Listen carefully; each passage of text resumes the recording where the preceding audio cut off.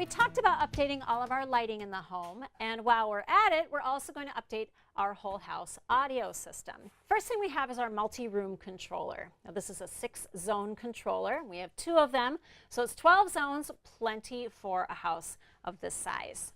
We're also going to be replacing a few of the keypads throughout the house, and these are going to be controlling the sound within an individual room. We also have this new touch panel. Now this is going to be installed in a central location, and this allows us to install less keypads because this touch panel is going to control the whole system and really allows us to customize how we're going to listen to our music. And if you don't feel like getting up and walking over to the touch panel, it also comes with a handy-dandy remote. Now with this, you can control all the components of your home theater system with this one remote. Well, installation is pretty straightforward. It's a matter of putting the controllers up on the shelf, attaching the right connectors to the proper cables, and then plugging everything in.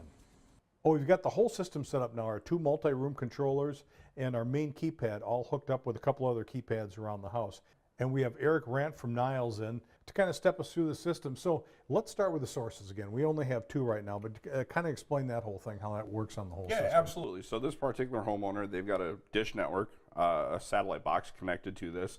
And if we hit that dish network box, it's just basically going to give them access to the dish network music stations. And then also what this homeowner has is a CD changer. And we've got access to all of the specifics of that as well. And then you've got also access internally inside the Niles piece. There's a streaming audio device. So if a homeowner wanted to, we could actually put like a Pandora account on here as well. Well, let's talk a little bit how we can navigate the different zones. So the way the keypad is right now, we're controlling the workshop. All you need to do is up in the upper left-hand corner of the screen, we call this little hamburger icon. You hit that, and now we have access to the entire home. We can control individual zones. We can group zones if you want as well. Yeah, show us how to do that real quick. So zone groups are really popular for parties. Yeah.